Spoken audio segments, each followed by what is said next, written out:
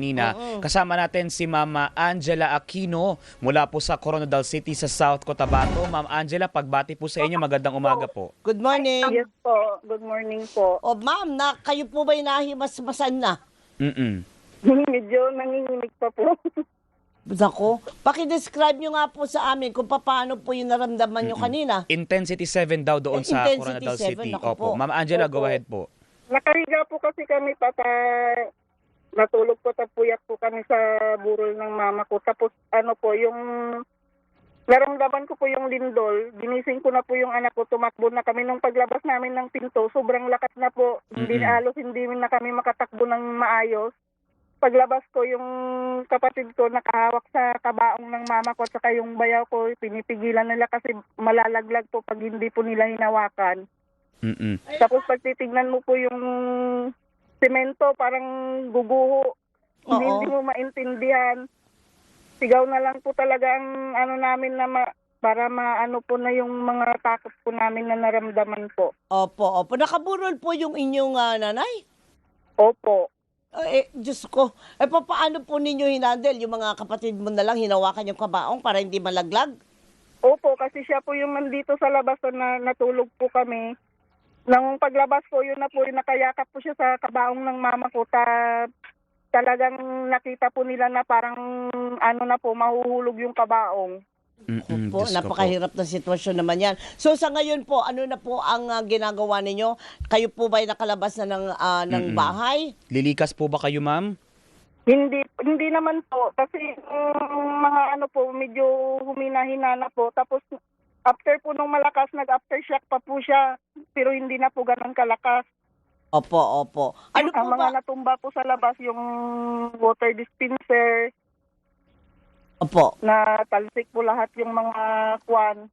Pero hindi po talaga kami lumabas na ano, kasi nandun lang po kami sa ano ng kabaong ng mama namin, kasi hindi, pag-iwanan po namin baka po mahulog po yung kabaong. Nako. Pagka yung kanina po na kalakasan ng lindol, pakidescribe nyo lang, kayo po ba'y nakatayo pa o gumapang na lang kayo palabas dahil sa sobrang lakas? Ano pa naman po, parang sinigapang na hindi na namin alam yung takbo namin. Oo. Kasi talagang yung yung dingding ng bahay, gumigiwang-giwang po talaga na parang guguho. Po, napansin po ba ninyo kung meron ng mga bitak-bitak sa pader po ninyo, sa dingding ninyo? Wala naman po kasi hindi naman po yung kwan namin, medyo naman po, okay naman po. Po, hindi naman po dalawang palapag ang bahay ninyo, Ma'am Angela. Hindi po. Okay po. Yung kapitbahay po namin, yung rest nila natumba daw po. Ayun. Jesus Maria Josep. Pero yung pamilya mo, buo naman kayo magkakasama. Opo. Oo, kasi may bata ka ba? Dahil opening of classes ngayon, hindi ba? Opo, mayroon po akong senior high na anak po.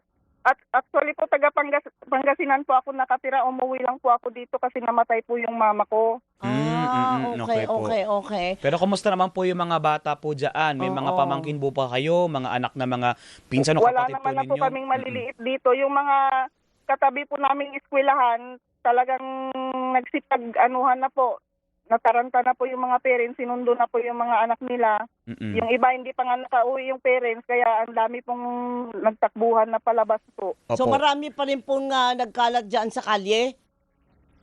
Sa ngayon po, wala na po. Kanina po yung video na sinend ko, yung yun lang po yung naano ko kanina nung naglabasan po sila. Ito, oo. Ayan, pinapakita na po natin. Yung video ni itong Ma'am video, no? Angela. Oo. Opo.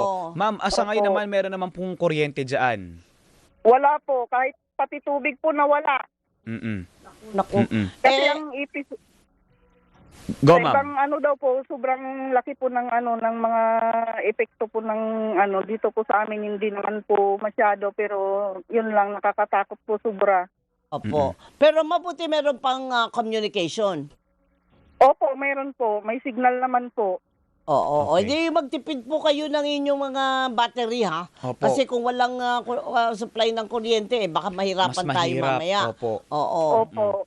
O sige. Pero wala kayong, hindi pa naman sinabi sa inyo na dito na kayo mag-evacuate na kayo? Mag-evacuation na, oo. Hindi naman po, wala naman po. Oo. Pero Kasi nakanda na yung mga gamit nyo sakaling magsabi ng evacuation.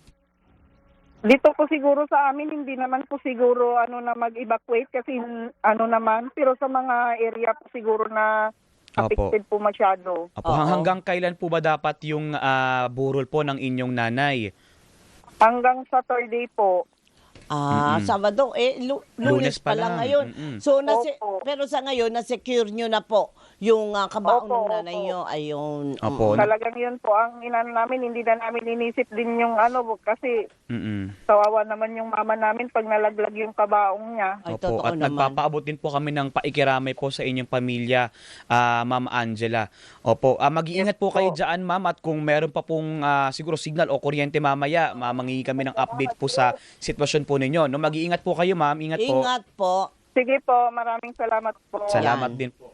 Si Mama Angela Aquino, residente po dyan sa Coronadal City sa South Cotabato. Intensity